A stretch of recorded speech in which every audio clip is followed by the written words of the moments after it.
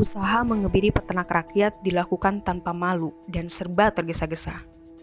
Terbit tanpa naskah akademik, Undang-Undang 18 tahun 2009 tentang peternakan dan kesehatan hewan membuat monopoli menjadi sebuah kejahatan yang diistimewakan. Pelemahan hak-hak peternak rakyat jelas dilakukan serentak, sangat terstruktur, sistematis, dan masif secara telak. Jika hak budidaya menjadi marwah pengembangan pangan dan ekonomi di tangan rakyat dirampas dengan sangat masif, itu artinya kita kembali ke zaman penjajahan. Inilah 34 Newsroom, serangkai pemberangusan peternak rakyat. Tidak ada oposisi dalam pemberangusan peternak rakyat, seluruh partai kompak dalam satu agenda.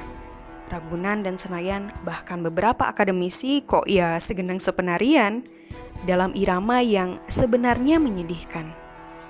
Terbitnya Undang-Undang 18 tahun 2009 serentak dirampungkan untuk mengebiri peternak rakyat. Bahkan, banyak yang bilang regulasi ini cacat secara formal dan material karena disusun tanpa naskah akademik dan tidak melibatkan seluruh stakeholders terdampak.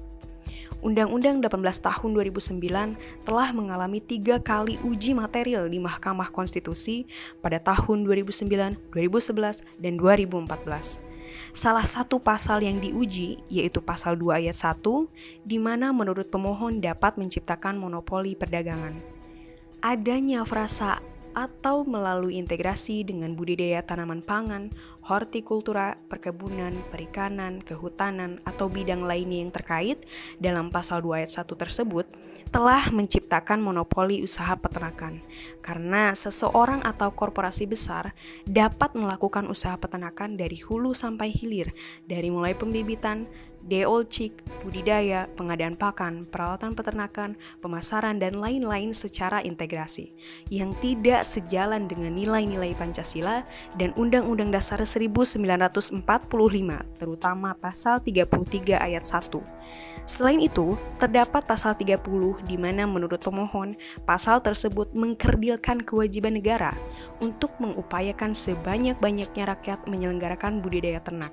Sebab hak budidaya yang semula menjadi hak peternak rakyat kemudian dirampas menjadi hak korporasi.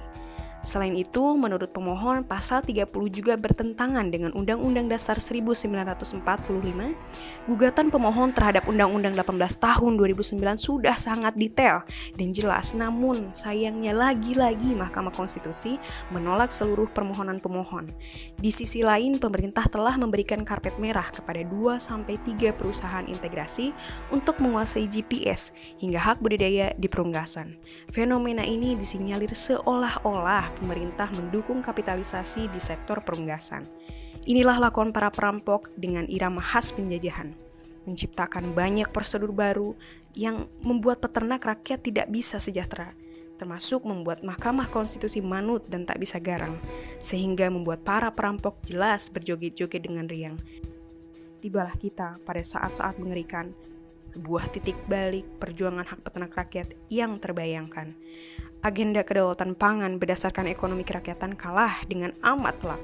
Peternak rakyat hampir pasti tidak akan bisa mengelak. Pesta pora para perampok sudah di depan mata. Gerbong rakyat mesti bertahan sekuat tenaga. Rakyat menggugat seluruh pemimpin negara karena bermain api dengan masa depan peternakan Indonesia.